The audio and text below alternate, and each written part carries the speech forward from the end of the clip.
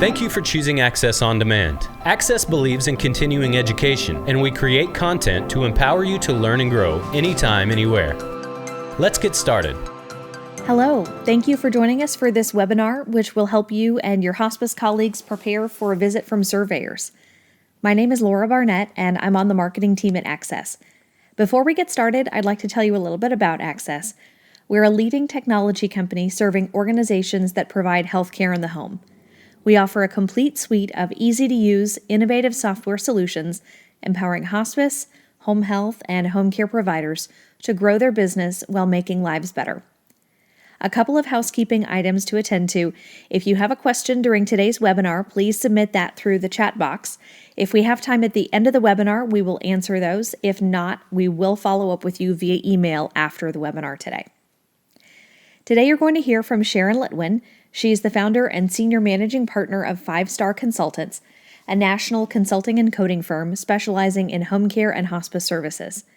Sharon was also an ACHC surveyor until December 2013, and she's also a former CHAP surveyor, performing Medicare deemed surveys for 10 years, so she brings a wealth of knowledge to today's conversation. Sharon, I know you have a lot to cover today, so take it away. Thanks, Laura. Hi, everybody, and thanks for joining us today. I was saying that I'm really impressed with the numbers for this webinar because, 2020 has been so surreal for all of us, and definitely a lot of the parts of the country are surging with COVID right now. So I appreciate you taking the time out from, the great care that you all are doing on the front line for this. I think it's also a good idea that you are, because we have had agencies that we have never, worked with before or that we've known. Just in the last 2 to 3 months, we've had quite a few that have called us post-survey with condition level deficiencies. And so by listening to this, hopefully you'll know what to do to help yourselves prepare so that you are always ready for surveys and don't have to be scared. I'm one that really believes in continued survey readiness, so that no matter what's going on in your agency, you still are at a level of compliance. Okay, so we're going to talk, I know there's all levels of knowledge base on our call today, and so we'll talk a little bit about the standards and regulations and really talk about the differences between standard and condition level deficiencies. We find a lot of times that people are not really aware of that, which is a good thing. It means that you haven't had condition levels before, but as they are on the rise, I'll explain that to you. And then what the survey process is. The biggest bulk of today's webinar is going to be about how do you get yourself ready, and the key number one thing is to perform mock surveys. And I'm going to show you how you can do your own mock surveys so that you can do them much more frequently than just having someone like us come in, which can't be all the time, but that you can really look at yourselves like a surveyor looks at yourself, so that you really know where you stand. And then because QAPI is so integral to everything that you do in your agency, we'll show you how that can really help you as well. All right.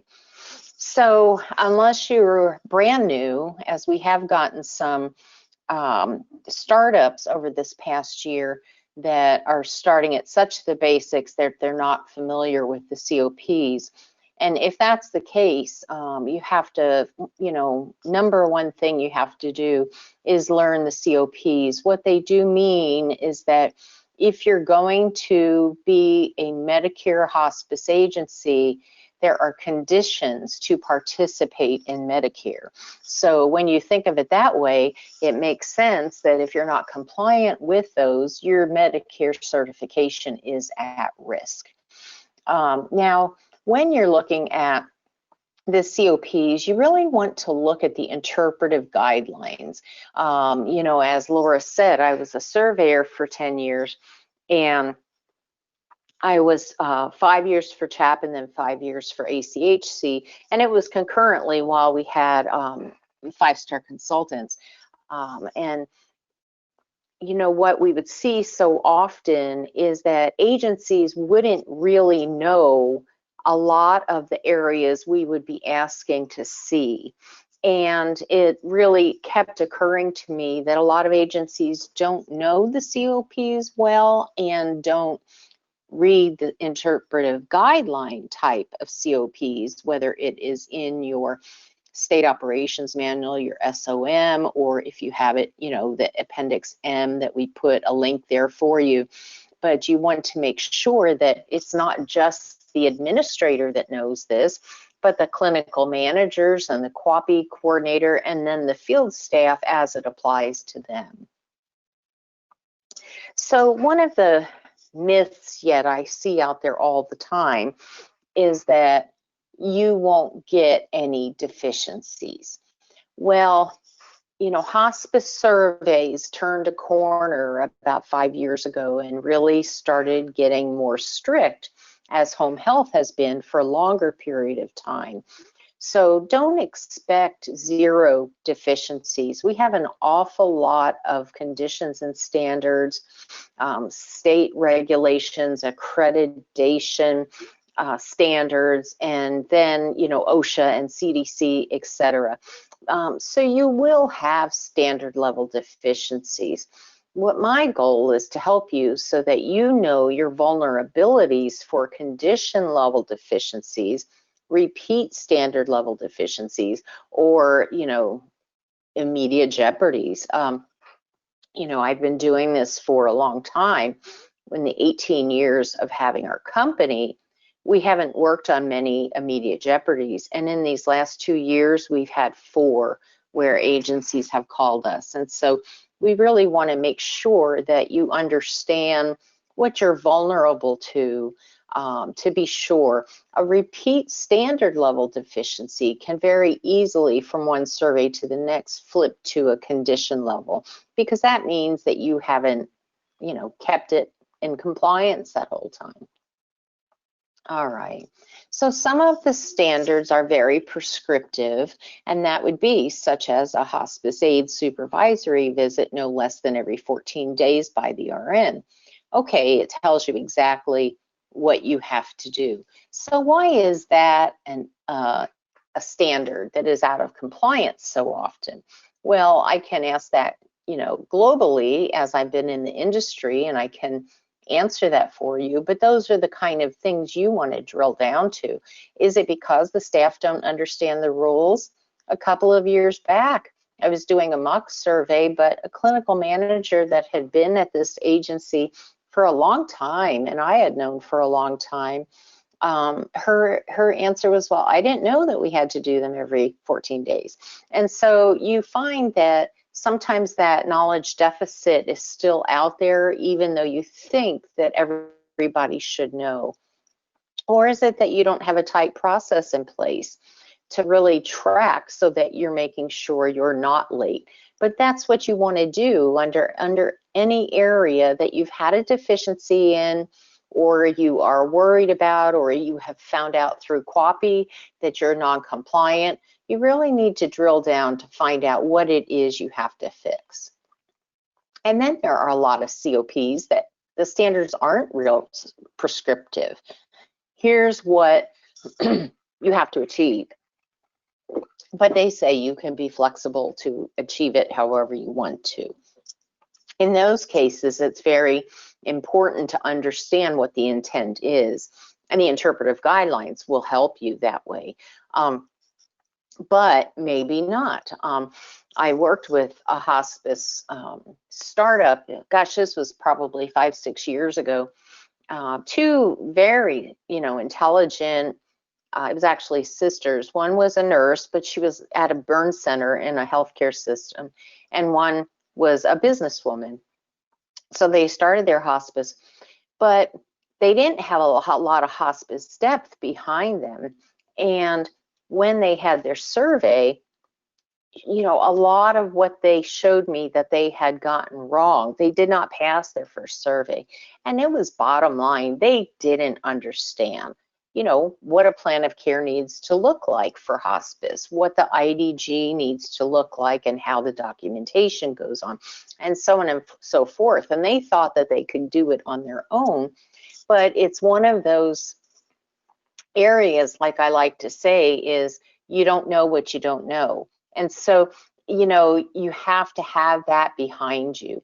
So of course, once you get done with reading and doing your homework, that's when you get onto these types of sessions and listservs and et cetera, and ask people, because it's very important that you have that level of understanding. So the survey focus, the surveys have turned a lot more outcome oriented and really looking at your performance and what the effects on the patients. Now, of course, they're still going to say you did your soup visit, now I know the waivers are on right now. With the waivers, your soup visits do not have to be done every 14 days, but just, as an example, you're saying, well, yeah, if I do it in 20 days, is that really outcome oriented? Well, of course it can be looked at as that, because maybe there's a time delay and there was some care issues with your aide. So a lot of the things are the same that they're looking at. Obviously, what services are being provided, they will check all of the levels of care, and all of the structures and processes that contribute to the quality of the services. So when you're looking at patient outcomes, hospice practices, and how you implement the requirements and how you provide the services. And of course, to evaluate each of the COPs. And like I said, just in the last couple of months, we've gotten on 2 hospices and 2 home health agencies that all had condition level deficiencies in their surveys. So you may not be in a state where there are a lot of surveys happening because of the pandemic. However, if you have a complaint survey, then they're also going to do a focused infection control survey, and it can flip into a full survey if they find things. So even if you're saying, well, I was speaking for an association where the state's not coming out as frequently right now for the recertifications because of the pandemic, but that complaint survey can cause a lot. And you can also be chosen for an infection control survey also. Okay, so of course, why we look so much at a mock survey is being the area that helps you the most with your continued survey readiness, is because obviously the surveyor is observing. I mean, you know as well as I do, when they sit in your office for a week, they see and hear a lot that's going on. They're interviewing your staff. They're going to want to talk to your chaplain and your medical director and your volunteer coordinator, not just the RNs. Obviously, the home visits are huge, and a lot of agencies don't do enough home visits with their staff to both prepare them as well as to find vulnerabilities. I always say home visits are like Murphy's Law, so you definitely want to do those, and we'll talk about those a lot today. And of course, record reviews. All right, so when we look at the hospice COPs, we have 21 conditions, and each of those has a standard. What we want to do is say, okay, if we have a few standards that we know are out of compliance, okay, but if you start to have, several standards out of compliance as standards under one condition, like in patient rights, that's where you could flip to have a condition. But otherwise, the standards that are cited are typically action plan, and you get those back into compliance. If you don't operate an inpatient hospice facility, then you would not have to comply with a lot of the life safety codes, etc. So, but if you do, you have to make sure that you know those as well. So each of our standards under conditions are called L tags. Don't ask me why. And so, if you have a condition level deficiency, then you're either non-compliant with the entire condition, which you don't see that happen very often, but let's say that you are, you just haven't done anything with emergency preparedness. You haven't done anything with patient rights. I mean, patient rights, you don't even have the consents there. Well, that's not often seen, where you just don't comply with the whole area, but the whole condition. But if you do have several of the standards, and everybody always asks me for numbers, but so often it depends on the severity, the potential to, I don't want to say cause harm because that means immediate jeopardy, but that you're just not doing standards of practice up to what you need to have to ensure good outcomes and good patient care. So, I have seen conditions given, like for instance, under Aide services for 2 standards. And then I've seen sometimes over the years, depending on the state and accrediting body, that 3 standards were there and it wasn't a condition. So it's what the scope and severity is warranted to be. All right, so again, we kept Aide care plan. We could have put in plan of care or IDG or care planning, so medications, So this is an example, and I do know that maybe I should have switched it up because of our waivers, but when the PHE is lifted, obviously this is a very big area that CMS looks at to make sure that Aide services are fully compliant. So that is an area that can lead to a condition rather quickly, because it's been problematic in both hospice and home health agencies as long as I've been in the industries, where the Aide care plan or assignment sheet is not compliant. So let's say that there are too many PRNs, there's too much discretion on the Aide care plan for the aide, ranges of visits and not specific tasks that you have to do, not instructions if you have to do something specifically, etc. Or it's not being updated as things change with the patient, and so you never see anything different after the first one, which often then leads to the aide not following the Aide care plan, because things change over time, and a lot of times there's that lack of communication between the RN and the aide, and so if they're not talking every 14 days as they're supposed to do for the soup visit, obviously the aide doesn't need to be on site.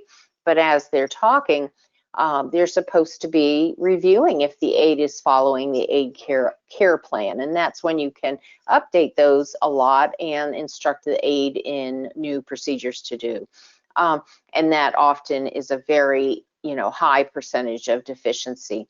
And then the aide soup visits are not timely, and I already talked about that. So, those 3 very common standard level deficiencies could flip to a condition level in Aide services.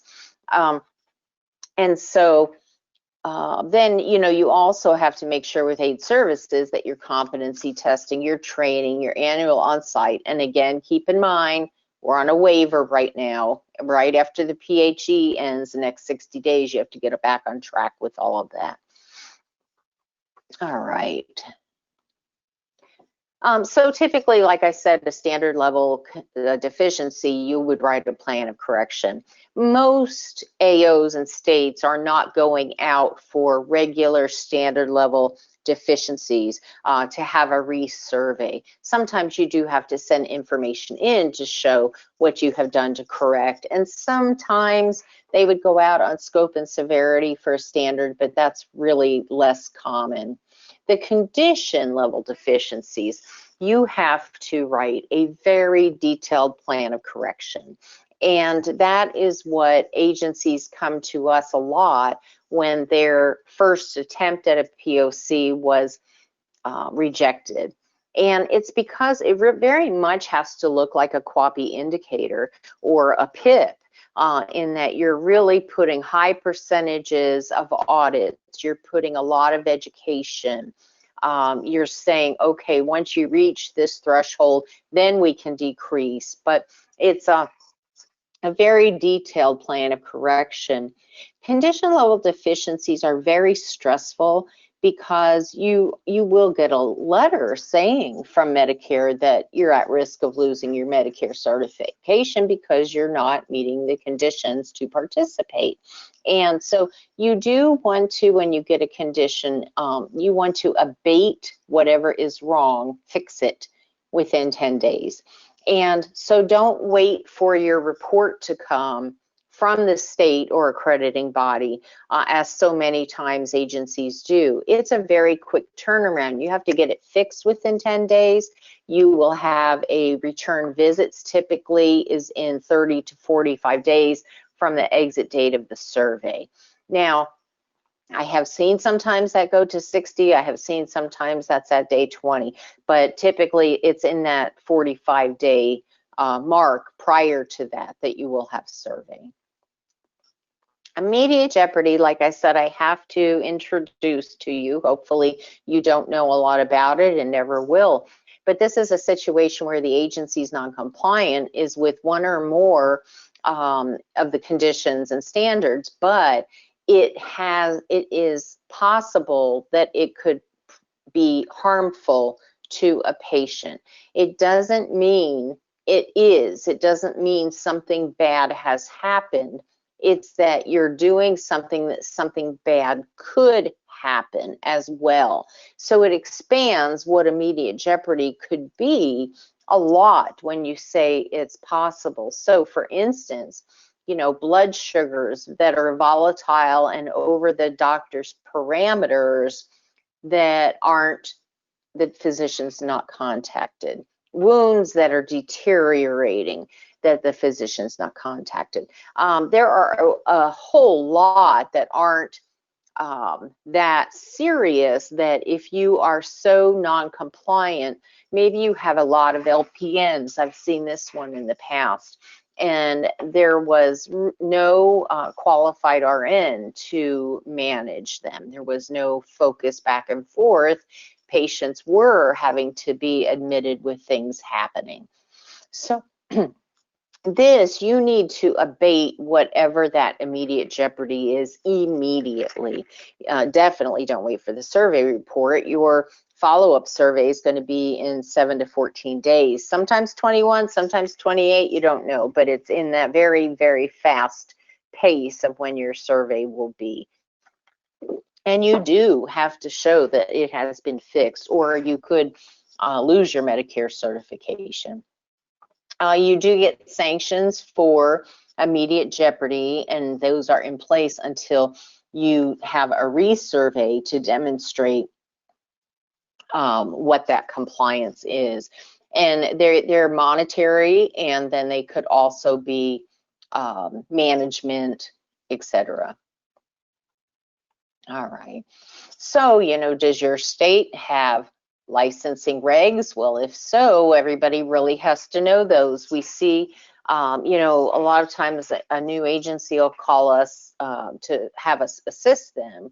And I'll say whatever state that they are in. Let's pick on North Dakota. Okay, I'll have to look up because I'm not sure about North Dakota's state licensure. And I would expect that they would be, but very often they're not. And so again, it can't just be the knowledge sitting with the administrator. You have to have everybody understanding what the state licensure rules are.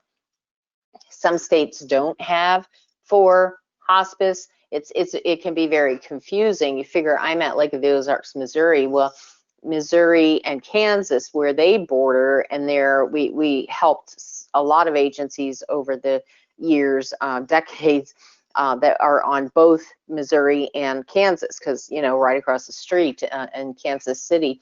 And for instance, Missouri has licensure laws for hospice, which are more strict than the COPs, but has no licensure laws for home health. Kansas has licensure laws for home health, but no licensure laws for hospice. So if you're bordering states, if you have multiple services, or even if you're just a hospice for one state, you have to really be aware.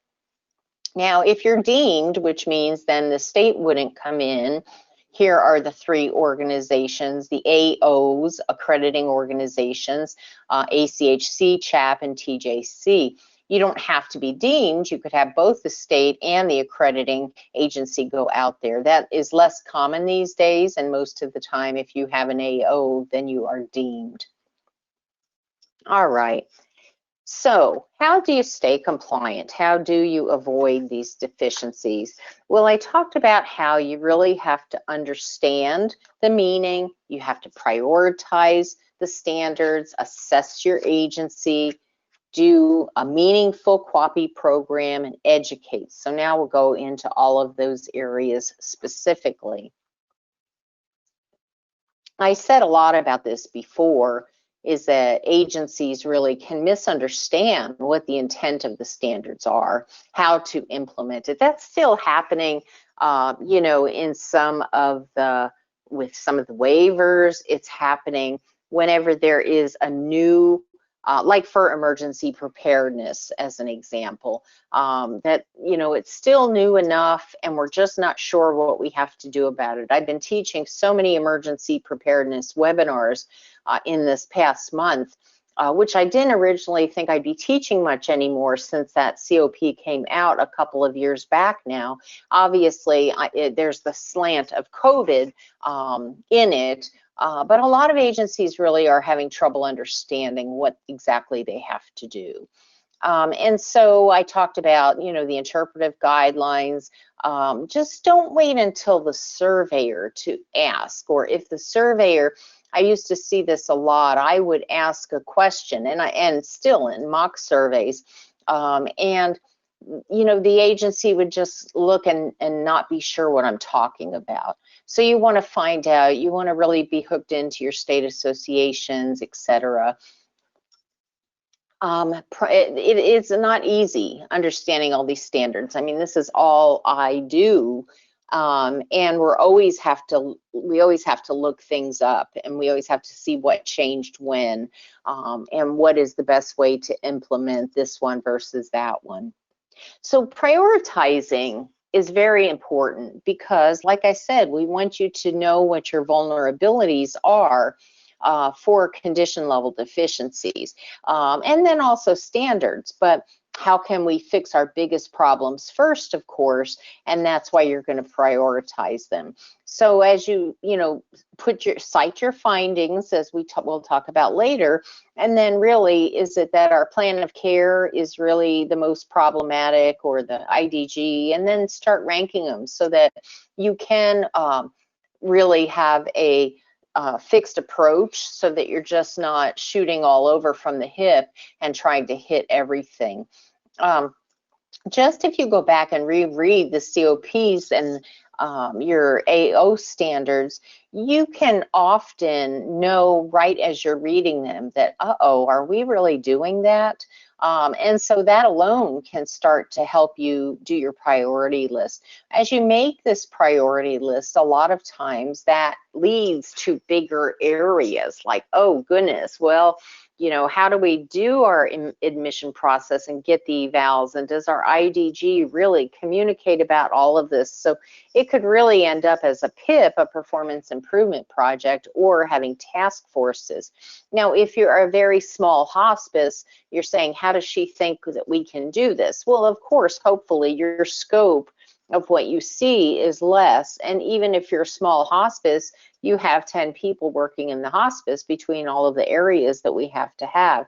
So, you know, you can involve your whole team and start to really drill down on each one.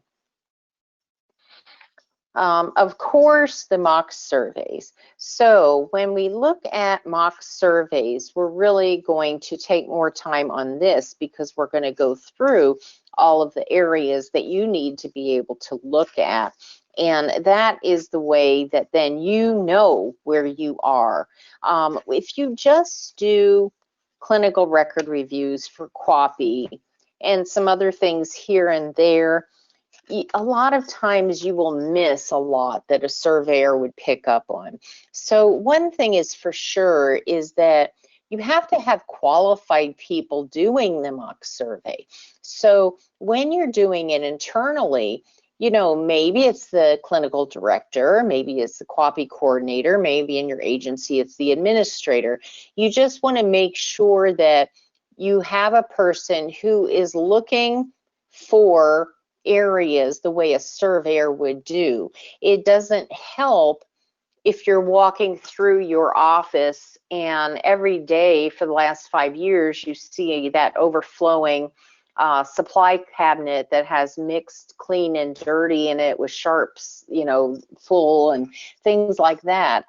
And so you have to expand that out into all of the other areas. You really have to understand it.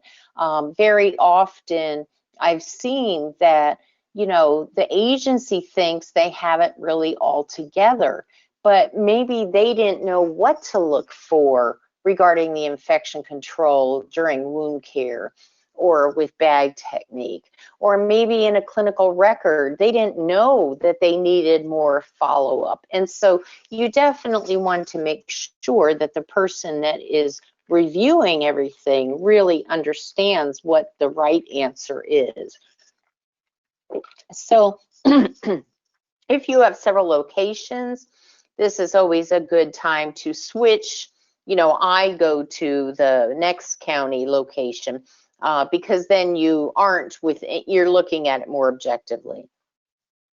So what you want to do is perform the mock surveys as you do them formally, so you know the dates, and you then are saying to your staff walking in as the surveyor, and really make it as close to being a survey as possible. So many times when agencies do mock surveys, well, for us, when agencies call us to do mock surveys, so often we hear them say, oh, you don't need to do the home visits. We know we're fine there. It's the documentation that we're not sure of. Well, we see that that's not the case a lot. And so it is very important that you also do home visits, and we'll talk about that more as we go along. And then, of course, interview the staff. So prior to the survey, there are areas that you can look at, or you can do that during the mock survey, because the first thing you want to know is what happened in their previous regulatory surveys. When I have gone into agencies as a mock surveyor and a real surveyor, a lot of times, you know, there's been turnover, and oh goodness, we don't know where that is. That was in the administrator's office, and now, you know, we have a new one. What is so important about that is that, you know, I want to see that plan of correction that you had put in your survey, from your survey report, and I want to ensure that you are still following that, or you have revised it, because we don't want to see that you fixed something, but now 3 years later, it's like it was never fixed. And you can also review the QAPI program before you do the actual survey. Reviewing the QAPI program really assists me a lot. And then, of course, I will also, you know, review the CAPS and the HIS and the QRP to really see where you are there. So there's going to be a lot that you can look at prior to even starting everything. Usually when I'm at an agency, I do start with a walkthrough, but then you find things out all the way through as you're there several days. But, you know, don't forget that you have to have your office hours, your days and hours posted on the door. That has never gone away. You'd need that.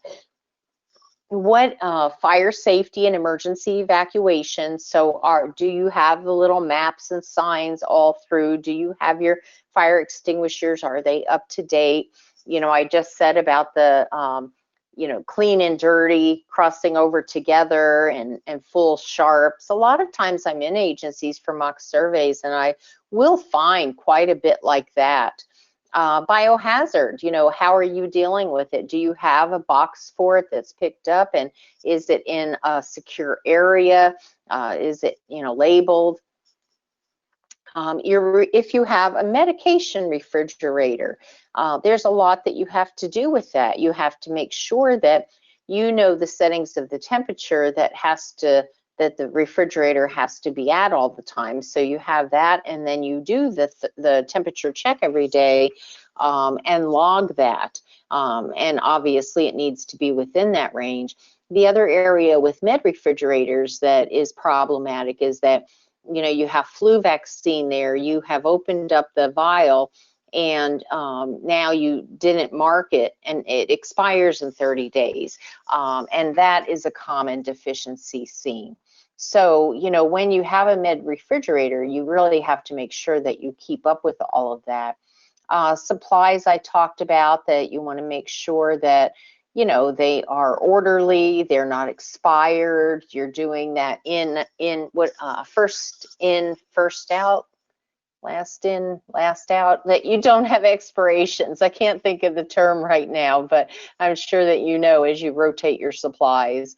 And then, of course, confidentiality. How are you set up? And now, if I was in your agency today, I would also want to make sure that you're having social distancing in your office. How are you protecting your staff in the office, your field staff as they come in, as well as when they're out in the field? So what are you doing for that? So, at the beginning of the survey, you have to give your unduplicated patients admissions for the prior 12 months. A lot of times agencies have a hard time delivering on that. And particularly when I was a surveyor, that would be something that would make me frustrated, because I have a very limited number of days to do an awful lot. And your numbers tell me what I have to do. And so you never just want one person who knows how to run that. You want to have a couple, because often it has happened that, oh, she's on vacation this week and we don't know how. So you want to be sure that you have more than one person. And because I've seen that be so problematic over the years, I always like to say, run it every month, because then you always know. It's just a routine. You know how to run it. You don't need to, run off the 200 pages. You just need the bottom line numbers. You want to have an active patient list, which is up to date. And then, of course, the admit date, the primary terminal diagnosis, if you can have the disciplines on it as well, that's very helpful, because of course, as you select home visits to go on, in a real survey, you want to see as many disciplines as possible. So that is really helpful. It's also helpful for clinical record review, because I want to be sure that I have that cross section of all disciplines. And then the death and discharged patient list, you want to have the discharge date, the discharge reason, if possible, on that report, and then of course the disciplines and the diagnoses, so that you are able to very quickly show on this list, who was discharged versus who had a death.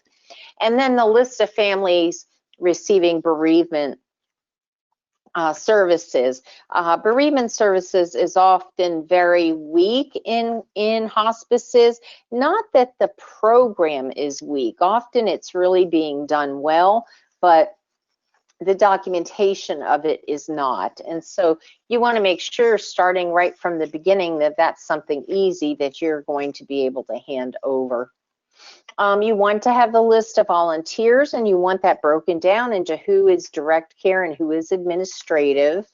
Your employee list, you're going to have the date of hire, active and terminated. Sometimes you'll get asked to see a terminated record. Most of the time you'll have active, and all disciplines, because that's what the surveyor will be choosing from. You don't have to look at everybody, but if you look definitely at, both your aides or all three of your aides, and then, maybe one or two of each discipline. Okay, and then you do the schedule of the home visits. And so if you're doing this as a surveyor, you're going to just not pick because you know who you're going to see in your office. You want to go through that process. So you want to have your clinical manager there or whoever is going to do that. And I, as a surveyor, am going to say, I'm going to be here these 3 days, and so let's look at your schedules. Well, it's important that you have a good management oversight in your hospice agency. So when you show me your schedules for this week, I can see all disciplines on there. And that is how, between looking at what the diagnoses are, what type of level of care, and the disciplines and the schedules, how I'm going to pick who I'm going to go visit. So that is typically a collaborative approach between the surveyor and whoever it is, let's say clinical manager. So do that same thing when you're doing your mock survey. Now, as a surveyor, you want to hear IDG meeting, but not always can it occur when a surveyor's there. You hope that it is, and if you have it while your surveyor's there, they'll come in and listen to at least part of it. So you have a little more leeway when you're doing a mock survey. Plan the dates so that you know that there's an IDG, and then sit in there in the IDG and observe it. IDG is obviously a high deficiency, leads to care planning as well, because a lot of times it's more like a nursing report to the physician, and you want to make sure that you really have a good IDG process in place with the group.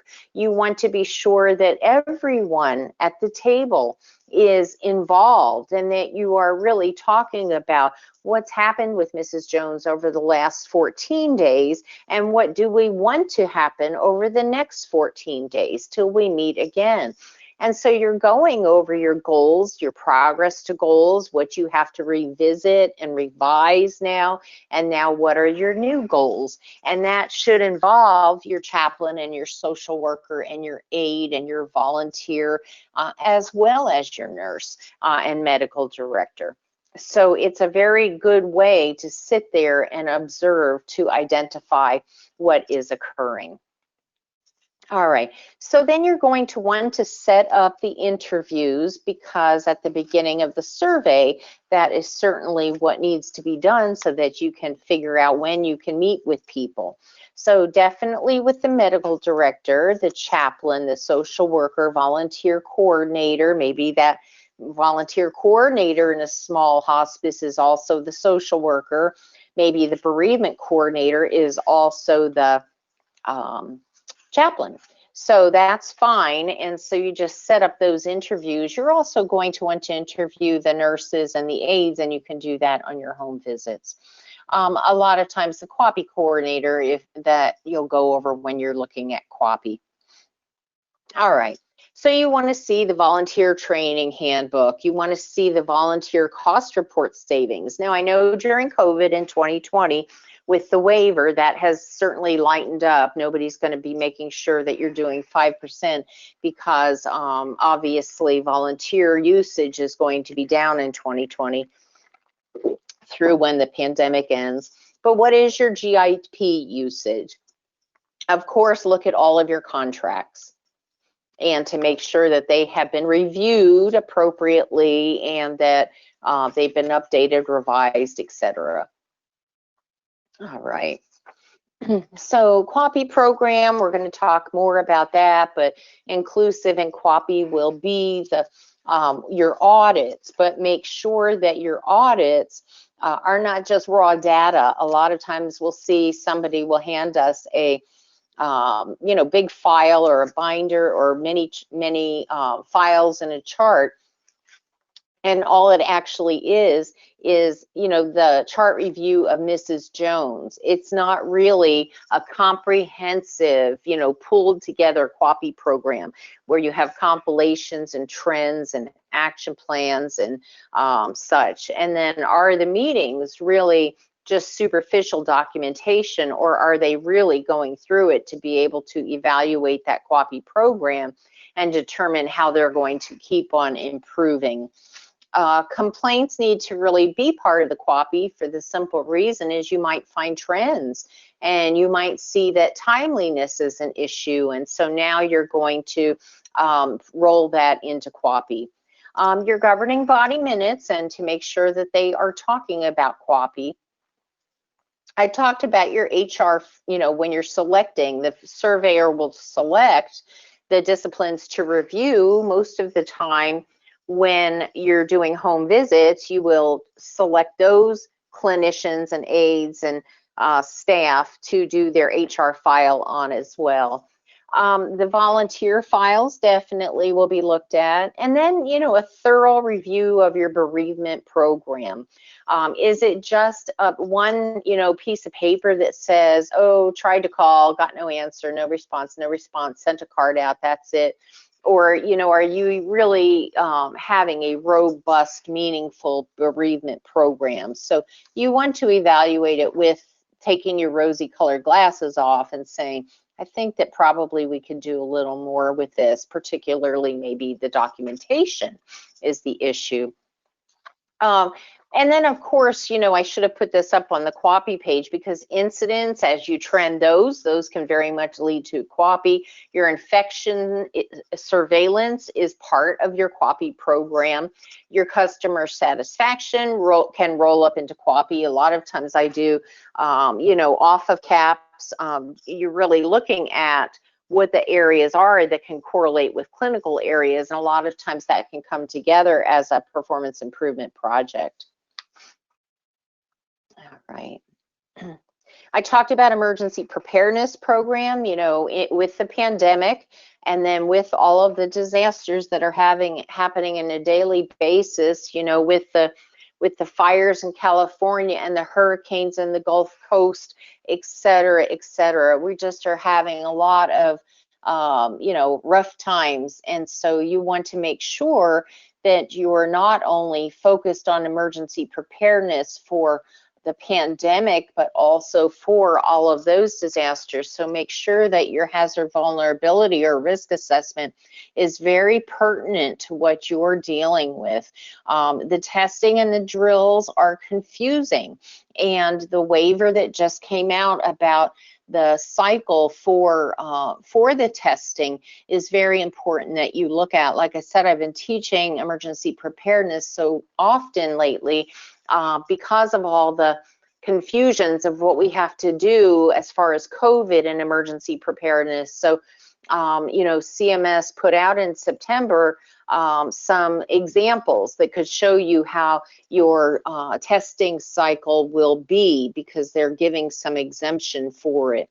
Your training and education. When I, as a surveyor, or you as a mock surveyor, says to anyone in your agency, I'll pick on the chaplain, what is your role in an emergency situation? And so often when I ask that simple question, I get a deer in the headlights look. Everyone in your agency should be able to talk about your emergency preparedness programs. And of course, I'll look at your policies and procedures. I'm not going to read the whole manual because that would take several weeks, but of course I will want to see your infection control policies and procedures, your hand washing, your bag technique. What about your PPE that you're requiring? What about infection control with long-term care facilities? And then as I'm reviewing policies and doing home visits, I might say, let me see your narcotic disposal policy or your clinical procedure for XYZ, etc. I'm going to, of course, look at your in-services and your education. So make sure that you really have that when you're looking at it objectively. See that it is education that's pertinent to you, that a lot of your staff is getting it, and that you have, what it's about. You have an outline, like the core curriculum, as well as then the signatures. And make sure that your findings from your mock survey can help you build your education plan. Your orientation, how do you do your orientation program? Competencies are very important, and if you are accredited, you're having to do them. if you're not, I mean, everybody needs to be doing them, because you want to be able to take a big sigh of relief saying, of course, everybody is doing their roles in a competent manner. But how do you know if you don't work with them, if you don't see them do things? So, you know, some can be by testing, a lot can be by interview, observation, but then also to take that in service, but make it more of a competency. So you are making it like a workshop. You can do that for such things as emergency preparedness, as well as for clinical procedures or any of the IDG areas as well. You have to get creative, but you want to have, just like we say with patients and caregivers, we want that teach back. That's the same thing, and that can really tie nicely into a competency program. And then your staff meeting minutes. What are you doing to convey about emergency preparedness and the COVID waivers, the constant changes, the PPE? How are you managing that, and is that shown in staff meeting minutes? The budget, you have to have an operating and a capital budget. This is more looked at if you're accredited, but I have seen some states that look at this particularly on startups. And then you want to have an on-call log with the documentation that really shows what you're doing with your on-call visits. Are you getting calls at midnight and saying, okay, we'll take care of this in the morning? And so you really want to look at, if you're getting a lot of calls in the middle of the night because patients don't have their meds, then what is that problem? So a lot of areas can come out of on-call after hours. So you want to really start to evaluate it by this way, and then you're going to see more on clinical record reviews and home visits. You probably know them as material data safety sheets, or MDS. Now there's SDS, safety data sheets. They should have called it that from the beginning, because that makes a lot more sense than material. What did that ever mean? So make sure you have those accessible, either for everybody to view in the computer, or you still have the areas printed out for everything that you use. Your fire drills and critiques. Well, as you're doing your emergency preparedness, you're going to have the drills and the critiques. You can't do a fire drill and say that's your emergency preparedness test. That won't fly, because you have to do fire drills. But what is going to be your emergency of why you're doing your drill? All right, so the home visits, I already said how important that is to do. So you want to do approximately the number that a surveyor would do. If you have less than 12 or less than 150 of unduplicated admissions 12 months prior to the survey, then you will have a minimum number of records without a home visit are 8 to be reviewed. You will have 3 home visits, and you're going to have review those 3 records. So total, that is 11. So that would include active as well as discharged. And so then you can see the numbers go up. For hospice, unlike home health, if you have both, you can see the visit numbers are not as high, but the total charts are actually higher. Okay. So you do want to choose, I said this a little bit as you're picking them before, but you want to see different discipline. You want to try to hit every discipline. Now, you know, you're only going to do 3 visits, so you're not, but you're going to have a variety. You're just not going to go see nursing. And so then your diagnoses, your length of stay, you want the level of care, the patient setting to be different as well.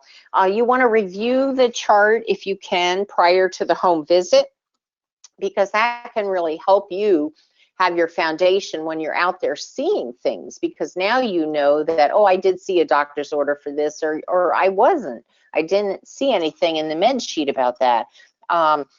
You know, I didn't see that on the Aide care plan, but the Aide's doing it. So those are the things that you would want to look for. You definitely want to interview the clinician. Now, in all cases, it won't be appropriate to interview the clinician you know, while they're at their car before you guys go in, sometimes that's fine. Definitely on a mock survey, you'll want to check the clinicians, and not just the clinicians, but the other disciplines as well, for their car setup and supplies.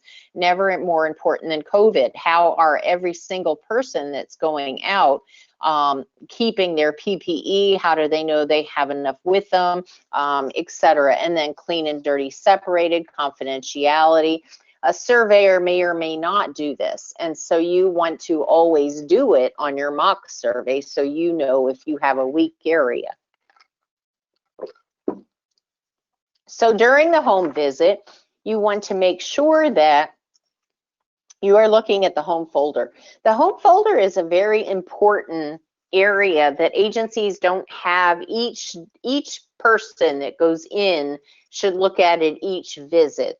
Some agencies are very good on that, but a lot are not. You know, you have to make sure that your meds are updated and your treatment plan is updated. And then there's a lot of education that's being done in that. So when I am saying as a mock surveyor to the patient and family, you know, were you taught about infection control? Or that's a bad question, because they could just say yes, but what were you taught about infection control, hand hygiene, bag technique? And of course, that's a prime focus now with COVID. And so you're going to ask those questions. Sometimes the patients and families, they won't remember, but they say, oh, I have my home folder right here. It has all that information in there, and then I can call them. The surveyor will interview the patient either at the beginning or the end. And that would, and then, you know, if it's at the beginning, then the discipline that you're there with needs to wait until the surveyor's done. So do it the same way. Find out if there's any complaints.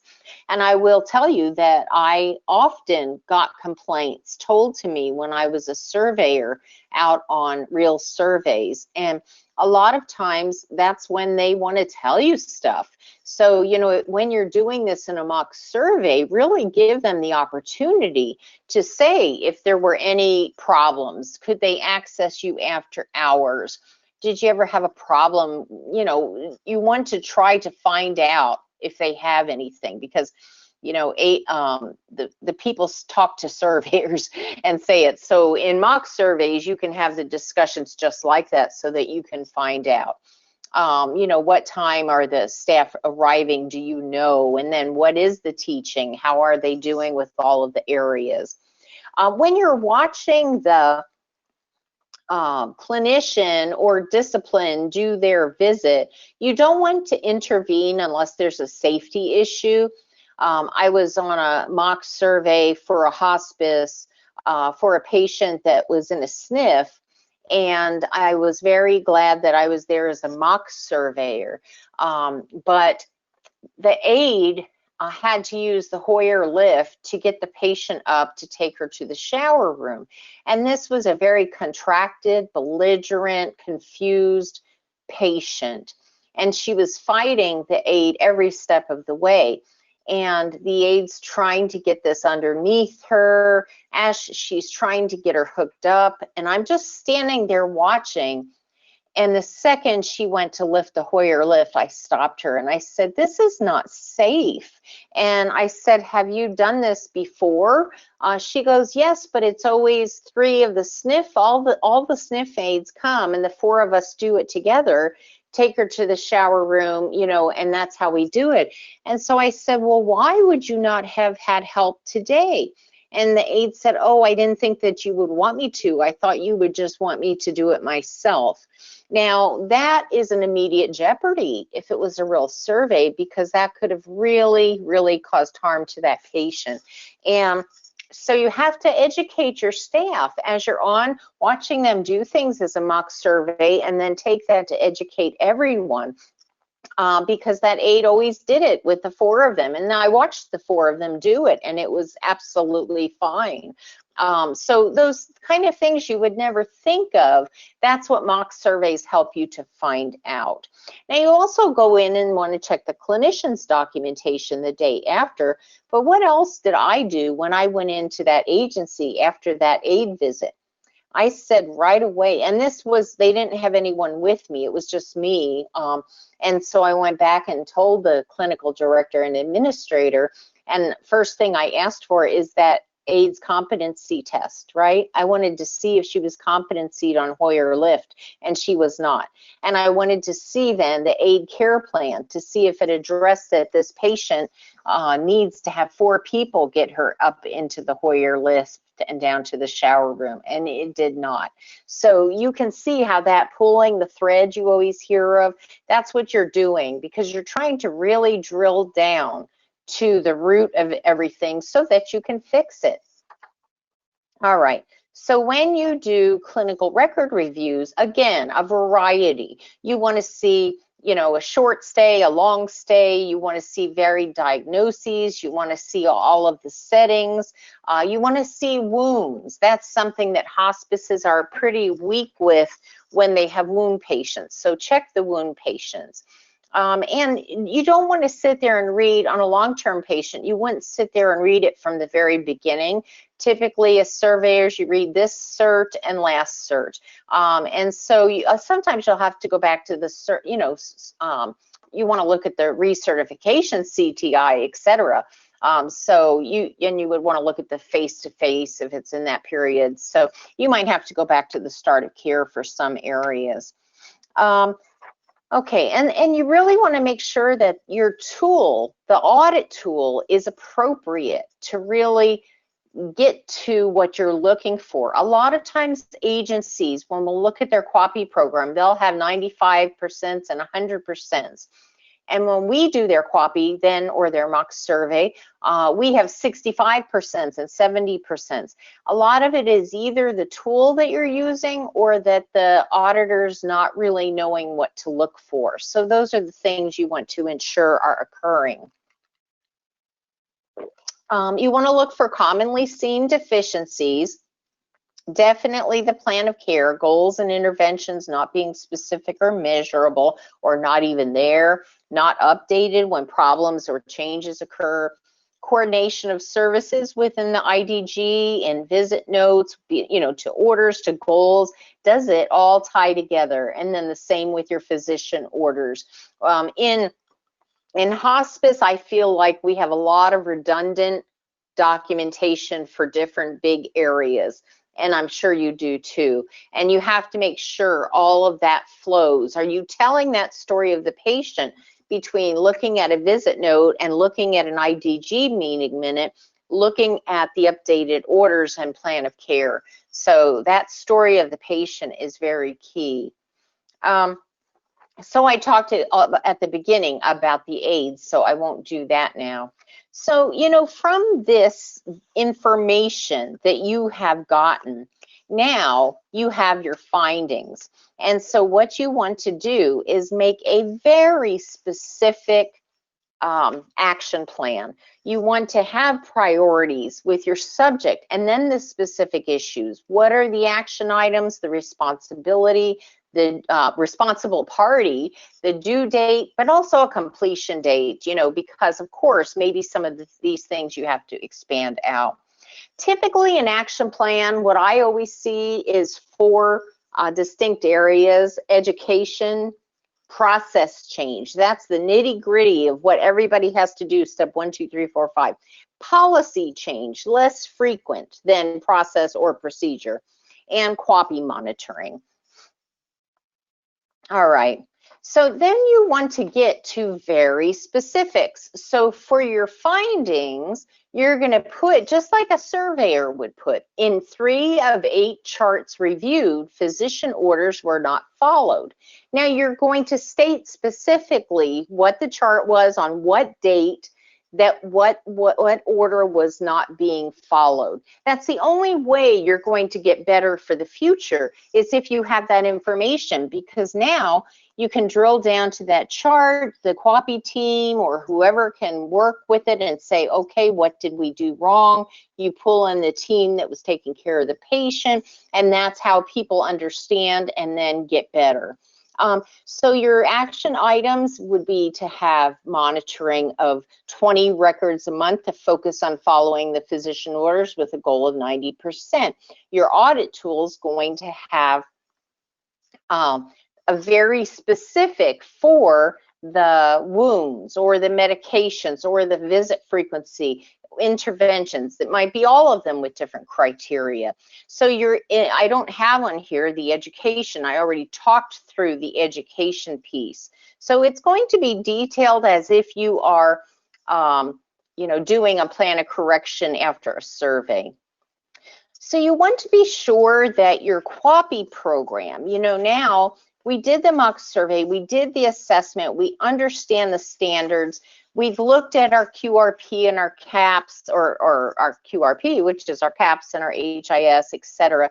And so we're doing both the data and the outcome oriented. We know the challenges from the home visits. So that's how you develop your QAPI program. You select it based on past deficiencies and on the vulnerabilities where you think you have a problem for a condition level deficiency. So you always are focusing on high risk, high volume, and problem prone areas. You want to consider the incidence, prevalence, and severity, because maybe you don't get wounds often, but that means that they are high risk and they are also very problem prone, as we know. So that's how you can help select as well. Whenever you're doing a QAPI audit, you're doing any kind of clinical record, the second that you see something there that says, uh-oh, this could really threaten the health and safety of patients, you stop. That needs an immediate correction.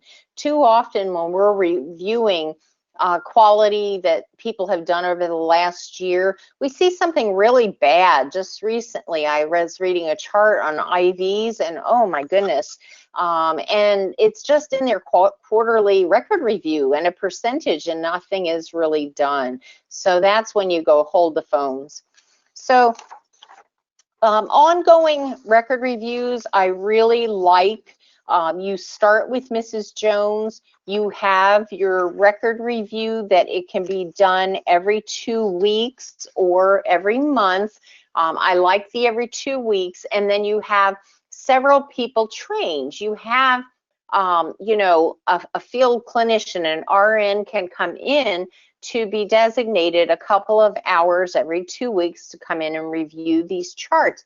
You've trained her in how to review. So it's that as well as your clinical manager or your QAPI, or if I come in, now I can review Mrs. Jones's chart. So the audit tool is such that when I review it, you reviewed it 2 weeks ago. So I'm making sure all of the things that you said were not compliant have been corrected. And now I'm looking at just the 2 weeks worth of data so that you can be in near real time. I mean, you're never going to be in absolute real time. There are some agencies that do this weekly, and so that can really help. But you're keeping in continued survey readiness with charts and patient care because you're doing this all along Mrs. Jones's stay with you. And so it's much easier to catch problems, to drill down, to put action plans in place to prevent things from happening in the future, as well as finding the little picky things in the chart that we'll get deficiencies on, and we'll find those. So you want to really trend and analyze your results, and when you see that 3 of your staff is continually not compliant on some criteria, let's say following doctor's orders, well, now you know that that's a big deal, that you need to have a meeting with the staff to go over what the findings are, that it's crossing over, that a lot of people are doing this, and then you drill down to find out, do we need process change, education, a new form, etc. Okay.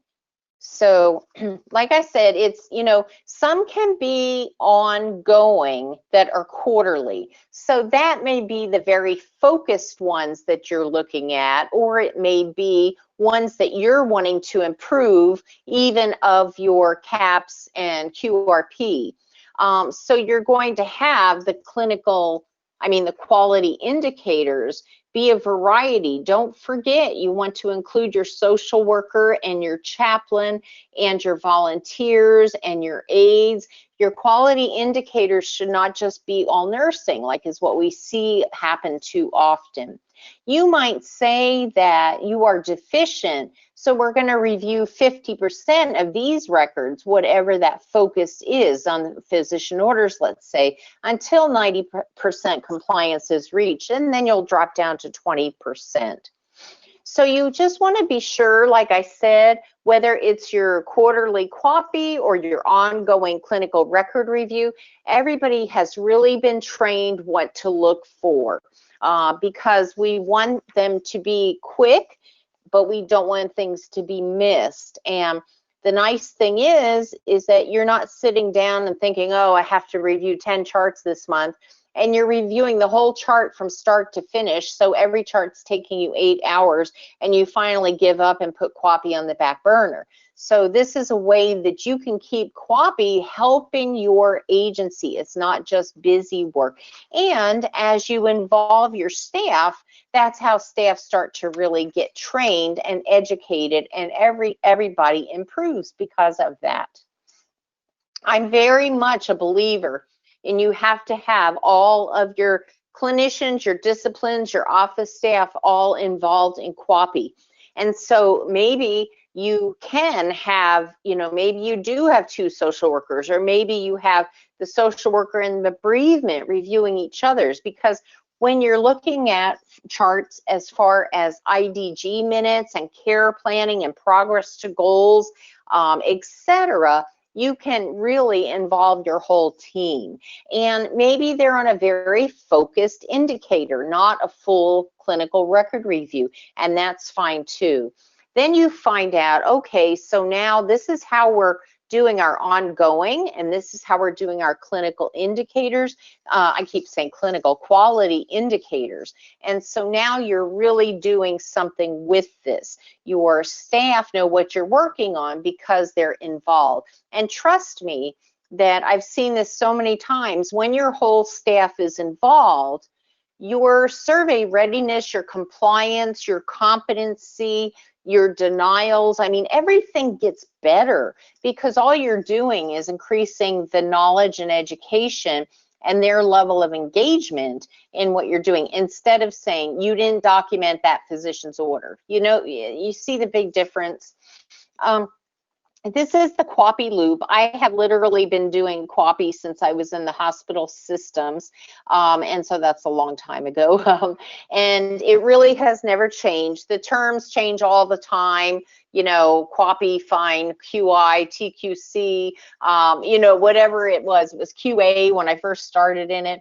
But, what I put in addition is at first you're doing an agency assessment, and you're doing that with all the things that we talked about today. That's going to lead you to get to quality indicators. What do we know our findings are? And now we have quality indicators written. We also look at all of our high volume, high risk, problem prone. From those, we can select a PIP, medications and coordination of care with SNF patients, with the pharmacy, with everything. Often that is a good PIP because it's involving so many different departments and organizations. Now you collect your data. So you have all different ways of collecting your data, as I talked about some of them. Then you trend it. Then you analyze it. And we do an awful lot of that, is that, we have a lot of agencies where we do the data collection, but we have a lot more that send us their data. And so, that's where we trend and analyze. And from that, in fact, I have one to do for one of our very long-term agencies today, to really, they're pretty large, and we have a lot of data collection on them to really get down to drilling down. What does this analysis mean? What do these trends mean? Because now that action plan may change your indicators. We may want to add a focused indicator instead of having one criteria like physician's order, just be in the full clinical record review. Then you evaluate. A big error that agencies do an awful lot is that they get 75% every quarter for their clinical record review. And then they go out and they educate and they keep monitoring, and that's what it says. But they never get any better. And that is not a good QAPI program. You have to sustain, you have to get to that compliance level, and then you have to maintain it. And so also, if you go up to 90%, and then everybody lapses back again and goes to 75%. You get out there and yell at them, it goes to 90%. So you have this sawtooth pattern. Again, it shows that you really haven't drilled down to the problem and you haven't really found an action plan that works. If it's not working and you have, 75%, you have to go back to the drawing board and say, uh-oh, we're really missing the boat here, that we're not able to improve. And then you just repeat and it keeps going. That's why it's called a QAPI loop. So, another thing that agencies do is they gather a lot of data. They, maybe they have one of the software programs that gives them so much data, and then maybe they have 20 quality indicators and they have all this data, but they're not sure what to do with it. They, have 40 pages from their mock survey findings. Now what? So you really have to pull that together so that you can trend it and analyze it and do action plans. And that seems to be a weak area. It might not be a weak area, it just takes time. And of course, we all know you don't have a lot of time. But what I'm trying to get with is by having continued survey readiness, doing the mock surveys, which looks at everything in your agency, and then having a QAPI program that works for you and isn't busy work, you won't be putting fires out every day. The fires will be gone, and that's the point you want to look for. Then you won't be as busy every day going home and thinking, what did I do today? And never being able to be goal-oriented. So as you do what we talked about in this session, those little fires won't keep occurring, and then you will have time to be more goal-oriented on QAPI and competencies and education, etc. All right, so always spend the majority of your time on the biggest challenges. Sometimes you can get so stuck in the mud with trying to change the wording of one sentence. And is that really as big of a deal as if you're not following physician's orders, things like that. So you want to make sure of that. We see that happen a lot. And so then you have to keep track of corrected deficiencies so they aren't problems again. Some of those quality indicators are problematic forever. So maybe you won't be dropping them. Maybe you'll just be changing it more from a focused review into the regular clinical record review. And then you definitely want to educate all the time. I hear too often administrators and clinical directors saying, I told the staff that last January we had an in-service and I told them that, maybe about infection surveillance. Well, goodness, especially 2020. And so, have different ways to freshen it up and make it new. At this point in time, you should be doing infection control in-services and competencies very frequently. And it doesn't mean you pull everybody into the office. Maybe you do a Zoom with your staff. Maybe you email them some information. Maybe you have a conference call. But it's very important to really keep in tune. And right now, infection control should be a very frequent area that you do and may have as, that's what you're focused on in your quality indicators now.